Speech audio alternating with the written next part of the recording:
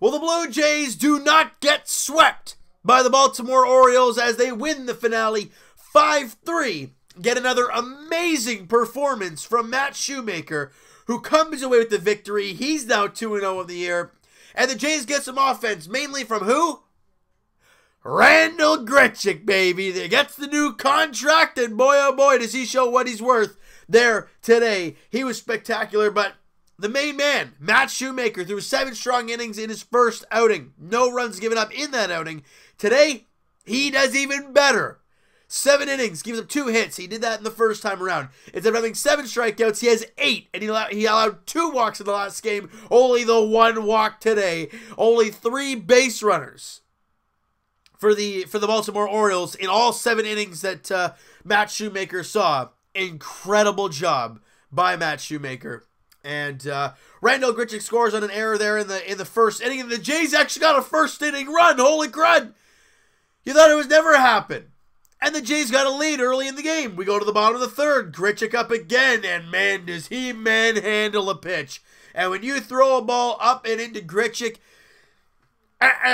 he ain't gonna miss it, especially a fastball, and he crushes it 425 feet to left center field. And it's gone. The Jays got a 2-0 lead. We're feeling good.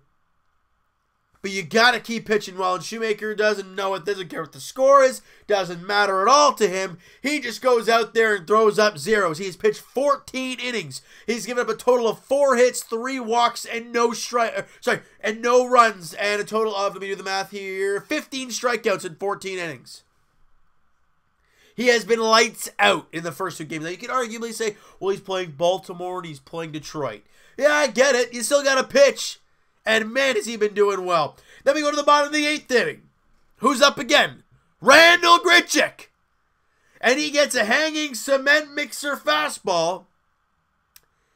And he's not going to miss that either, as he crushes it deep down the left field line. And it's gone. 2nd home run of the game for Grichuk. 3rd hit on the night. Or I guess in the afternoon. And the Jays got a 3-0 lead. It is beautiful. And the Jays weren't done just yet there.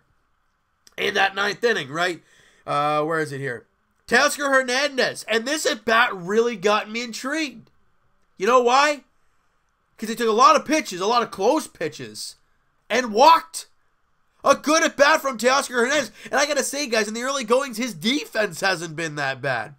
So from Teoscar Hernandez's standpoint, I thought he's been all right so far this year. Yeah, the average is down, as it is for just about everybody on the roster. But great job there by Teoscar. Next up, Rowdy Tellez. He slaps a single the other way, and Hernandez moved up to second base. Then, Lourdes Gurriel Jr. Coming into this point, he did have a hit. He did have a hit earlier in the game. But he hits a double down the left field line. Hernandez scores. Tellez scores. Now, Lourdes Gurriel gets thrown out of third base, but the 2 runs come in to score on the 2-run double from Lourdes Gurriel, and the Blue Jays got a 5-0 lead. We go to the 9th inning. Daniel Hudson on to close it out, and he gives up a 3-run shot. Ken Giles comes in after that, and he just does his thing, right? Faced 2 batters, strikes them both out. There you go, ball game. 2nd save of the year for Ken Giles, and he has been fantastic for this team. Meanwhile, Joe Biagini in the 8th inning has been doing Joe Biagini things. Gives him a hit. That's it. No walks, no strikeouts, no runs. Clean inning for Joe Biagini. That's 4 1/3 clean innings for Big Joe to start the season. Great job there. Now, offensively, we talked about Grichuk. He had 3 for 4. He scored 3 runs, had 2 RBIs, obviously, in the 2 home runs. His average is now 238 on the year. Attaboy, Grichuk. Let's keep him in that 2 hole. If he comes out of that 2 hole tomorrow, I don't think he will, but Charlie, come on, buddy. You put him there for 1 game and he goes a 3 for 4 with a 2-dinger night. You want to play him there again. Teoscar Hernandez goes 1 for 3. Tellez 1 for 4.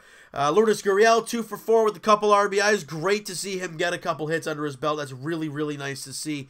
And Richard Urania continues to hit the ball really well. He was 1 for 3. He's hitting 500 on the season so far. And Luke Bailey, the backup catcher, loving it. He was 2 for 3 in the game, especially the thing I love about Luke Bailey is his 2nd hit. The opposite field double down the right field line. I mean, it is beautiful. Anytime an opposing player, like when your player can hit to the opposite field to a gap, oh, it's beautiful. And he didn't paint it, but he hit it down the line between the right fielder and the line. Beautiful job, and he gets a 2nd on the play. I don't think anything happened with that, but I just love that piece of hitting from Reid-Foley. And bottom line, you get a victory. The Blue Jays now 3-4 on the year. You avoid the sweep of the Orioles. Now the Blue Jays turn their focus to Cleveland. They head to Cleveland to take on the Indians for a 4-game series starting tomorrow night. Aaron Sanchez gets the ball for the Jays against Trevor Bauer. Game 2 of the series, Trent Thornton versus Shane Bieber.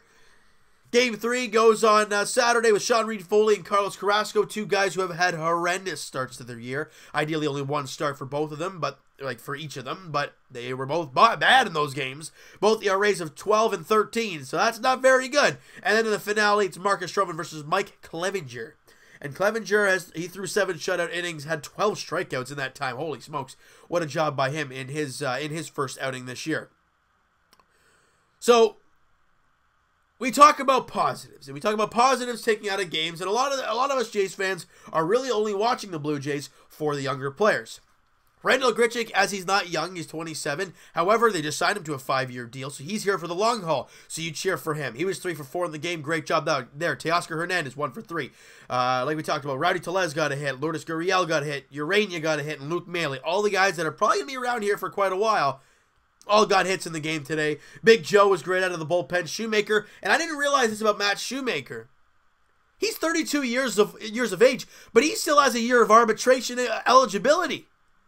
So we all think we signed him to a 1-year deal, yeah. But you still have his arbitration rights at the end of the year. So if he plays well, and they want to bring him back next year, they can. Or if he's playing really well and his trade value's way up there, and you want, I know it's only 2 starts, all right? I know, I get it. But I'm just trying to be hypothetical here, right? If things go the way they are, ideally, I'm not expecting shutouts every single night from Shoemaker, but I don't know. It's a really intriguing situation when it comes to him. Daniel Hudson has not been good in the area of 13.5 as a Blue Jay. The problem has been the long ball. The only runs he's given up are on the long ball. The 3-run shot today and then the 2-run shot in extras against Detroit in the first game of the year. But guys, 2 people that I think we can both agree on, or I guess all agree on, that have been spectacular: Ken Giles and Joe Biagini. Like I talked about, Big Joe has pitched 4 1/3 innings. He didn't strike out a guy today, but he has 7 strikeouts in 4 1/3. He's walked 1 guy. All right, one batter in his 4 1/3 innings. That's great to see from Joe. You know why? He's throwing strikes, and that is so good to see. From Ken Giles, he's just money. He's got 7 strikeouts in 3 2/3 innings. He's got you a couple saves.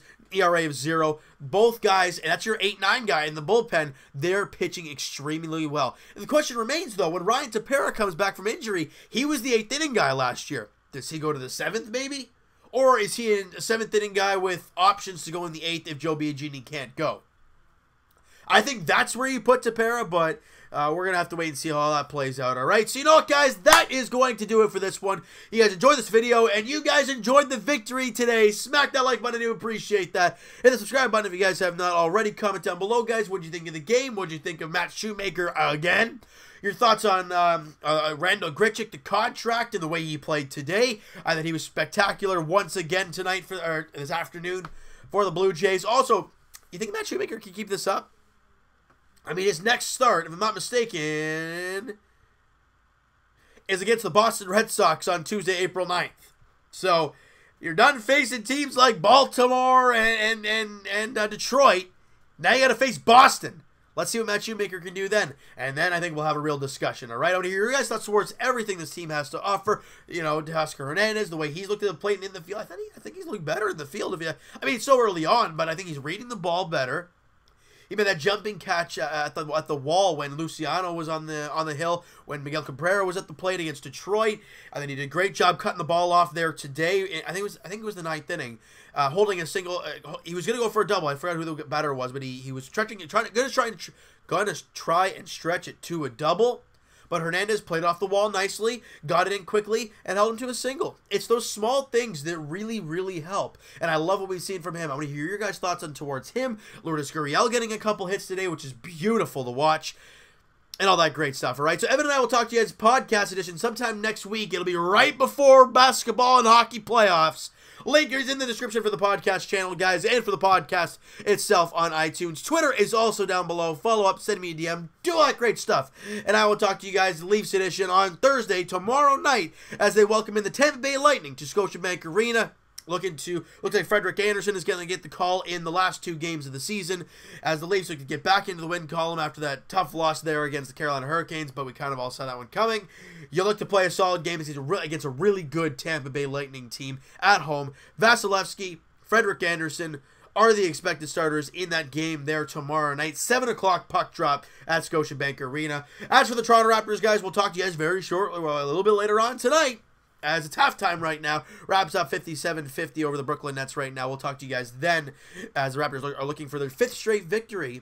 And a big matchup between the most improved player nominees, D'Angelo Russell and Pascal Siakam. We'll talk about that later on. And as for the Blue Jays, guys, like we said, they're going to start up a 4-game set in Cleveland, taking on the Indians. Excuse me. 6:10 first pitch tomorrow evening. Aaron Sanchez, Trevor Bauer are the starters in game 1 of the 4-game set. All right, thank you guys so much for listening and watching. I hope you guys enjoyed this video, and I will talk to you guys then.